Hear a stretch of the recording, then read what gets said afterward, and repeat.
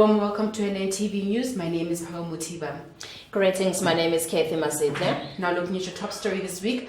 First vaccine for the COVID-19 virus has been registered by Russia. The COVID-19 increase in infection is showing a steady decline, according to Gauteng Premier Makula. Ramaphosa told to lift the ban of cigarette and alcohol and move quickly to level 2. Deputy Chief Justice Zondo raises concern over the hiring of Mohammed Bobat without proper process. The Northern Cape MEC of Education in Ntsikelelo McCollin Jack passed away. And the radio personality Bob Mabena also passed away, will be laid in rest on Saturday. Now, Russia has developed its very first vaccine to combat the COVID-19 virus. According to Vladimir Putin, president in Russia, announced this week that Russia has become the first country in the world to grant regularity approval to COVID-19 vaccine after less than 2 months of human testing. The vaccine still has to complete final trials, which has raised concerns among experts at the speed of its approval. But the business Russian Congolese system has said it expects to put into more massive production before the end of the year. Russian health workers treating COVID-19 patients will be offered the chance of volunteering to be vaccinated in the coming weeks. Now, Kathy, remember that Russia is actually the first country to have an approval vaccine when it comes to the virus. Different countries have basically tried over the past few months since the pandemic started to come up with a proper vaccine in which we could hopefully cure this pandemic. And finally, Russia has actually came up with a substantial product that we can actually make use of. The question is, what about Africa? What about Africa? In Africa, there isn't enough clinical trial being done, in which 2% of all clinical trials in the world are done on the continent. Currently, the coronavirus research, it's led by Professor Shiba Madar, who's basically trying to find the vaccine. And the vaccine that they're currently working on was developed by the Jennifer Institute at the University of Oxford, and it is known as a non-replicating vector-based COVID-19 vaccine. So how it works is that you go in, you volunteer as an individual. It's non-paid. You volunteer and say, look, I want to try this, for our country. The question is, do we accept vaccines from outside? How safe are they? There have been a lot of questions and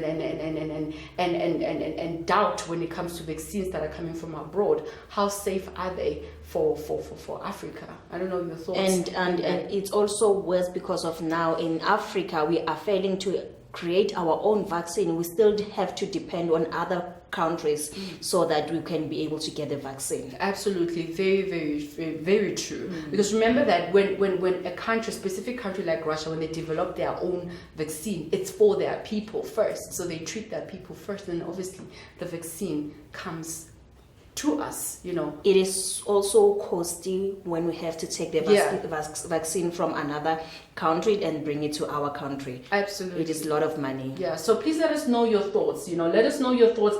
How can we as Africa, as a continent in total, not only in South Africa, but as Africa as a whole, what ways can we work together, collaborate rather, with researchers and also scientists, students who are in science, who develop the various vaccines? How can we come together instead of working individually, but work as a continent? What ways can we come together as a society and actually create a proper vaccine that will be appropriate? Let us know on our social media pages.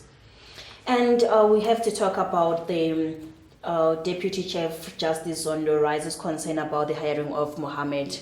It is very tragical news where proper procedures were not followed. So they were taking him to the state capture so that he can be able to tell the nation why did they hire him without the proper procedure being followed. But then anyway, it is better because of Mr. Van Rooyen stated that it is not appropriate to deny someone an opportunity because of the allegations that the rumors have been saying about him. So it is very basically a tragical news, but then he was granted the opportunity so that he can be able to work. I think measures again need to be taken when it comes to hiring, especially when it comes to bigger posts and bigger positions, because we have seen this. We've seen it in state capture, ESCOM, where CEOs and leadership. It goes back to leadership. That's it goes back true. to leadership on what procedures are put in place when it comes to hiring.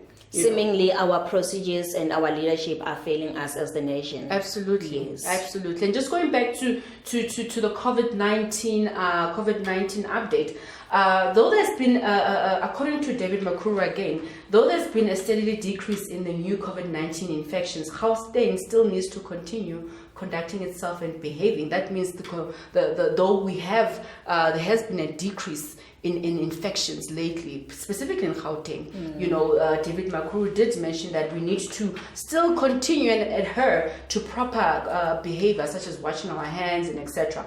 Now, the committee said new prediction and modeling indicated that the province, meaning in Gauteng, was able to remove cases in identified hotspots, which pointed to a decline of the infection rate and transmission. So just to give you a breakdown, Makuru said the province was seeing a decline in active cases, which was currently active cases of COVID-19. It's sitting on 39,863. So far, there are currently close to 572, 865 positive cases identified.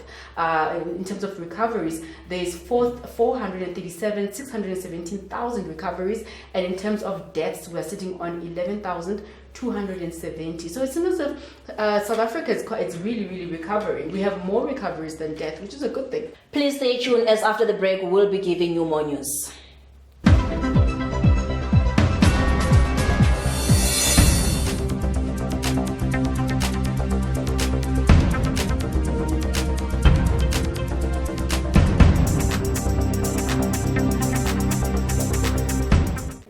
Welcome back, viewers. We're still continuing with our breaking news. Okay. Now, the body of another woman has been discovered in Mtwalumo in KZN on the south coast of KwaZulu-Natal, bringing the number of bodies found since April to 5.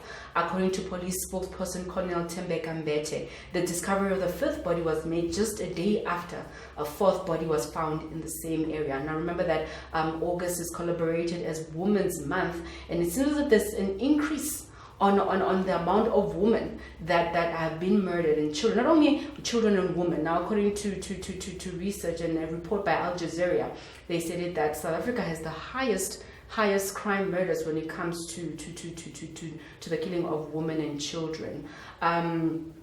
Kathy, when we look at the increase of the killing of women and children in the country, there seems to be no decrease. Every week when you read, when we research our stories, there's always an issue of a child or a woman that has been murdered, that has been killed. And finally, they've actually came up with Minister Ronald Lamola has come up with a new bill, the long-awaited bill intended to help curb gender-based violence, and it has made way to Parliament. Now, the adjusted. Remember that we have all these bills, we have all these laws that govern issues of gender-based violence and etc. Now, the minister announced that 3 bills have been passed, which is the criminal law, the amended bill, the National Register for Sexual Offences and Domestic Violence amended bill. So that means that if you're a woman and you report someone has sexually abused you or abused you in general, the new law says that you are not allowed, if you've reported that, you're not allowed to withdraw the case. Police, they'll actually arrest you. They'll give you a sentence of about 5 years if you withdraw the case. But my question is that, is this enough to combat bills and laws enough to combat the issue of gender-based violence? And remember that business owners are also calling for the reinstatement of alcohol, for the ban of alcohol and cigarette to be called off in the country. But looking at statistics, when they opened the industry again of alcohol, there seems to be an increase of the killing of murder of young children and women as well. You know, according to my point of view, when I see this thing, the law, it is better because remember one thing, we women are afraid to go and report them. Yeah. So now we get abused each and every time because of we don't want to report them and thinking that these people, they will change. Instead, they keep on continuing and doing the very same thing. Yeah. So I'm glad that there is a law that is now implemented where you go and open the case, then you don't have to go and cancel the case. Yeah, absolutely. But I feel we are in a country in distress. Yeah. We are a broken nation. We are a broken nation in a sense that there seems to be no improvement. You know, we're not moving forward to other different news. We always go back to the same issue of gender-based violence. You know, if alcohol is brought back either in level 3 or level 2, we'll see an increase of murder of children and women as well, you know. So I feel like it's a societal issue. It's not a political issue. It's not a government issue, but it's a societal issue. So let us know again at home. Let us know at home, what more are these bills enough? Let us know your thoughts in terms of the amended bills by Minister Lamula. Are these enough? You know, they are good because they've been brought forth, they've been written, they've been stated, but are they enough to adjust and combat the issue that we have when it comes to the killing of women and children?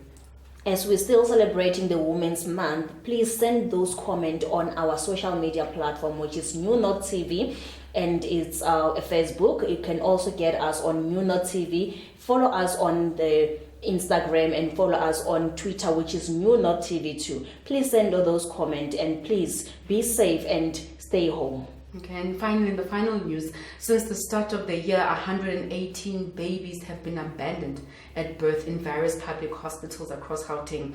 The Department of Health said it was concerned by the number of newborn infants being abandoned at health facilities.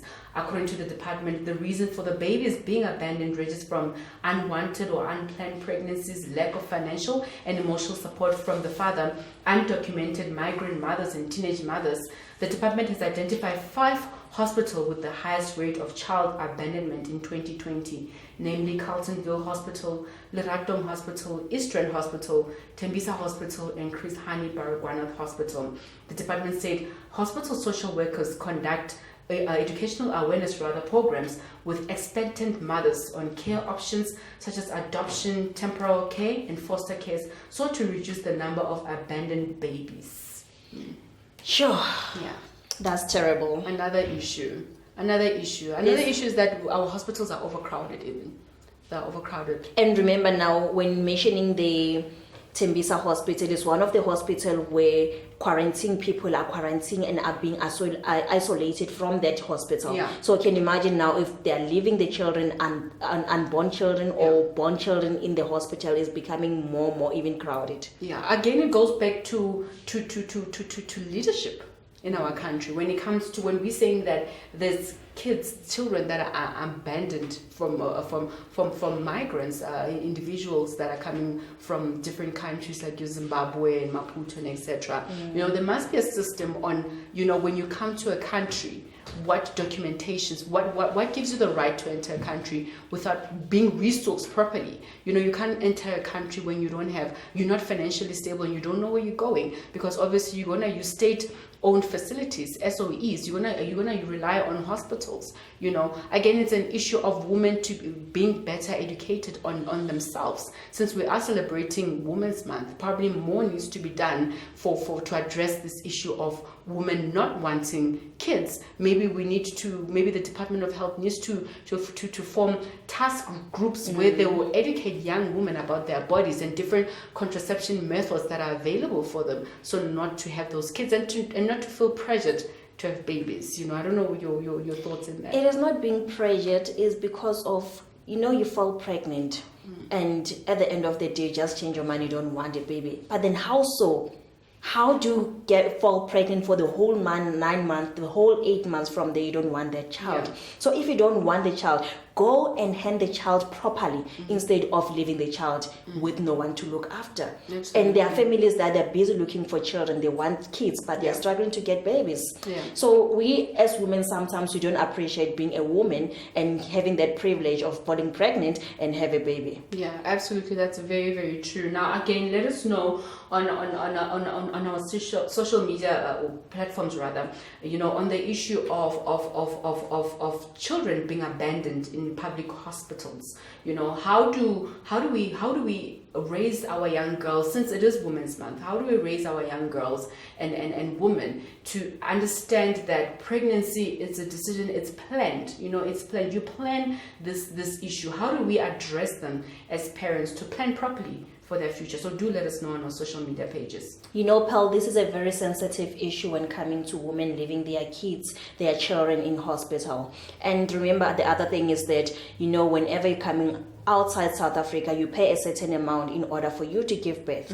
So it's also paid. So why do I have to pay? In the meantime, I have to leave that child without a mother. Yeah. We need to also have hearts as women and think about the unborn babies that they need parental guide, they need someone to look for. Yeah, absolutely. That's very, very true. Sure.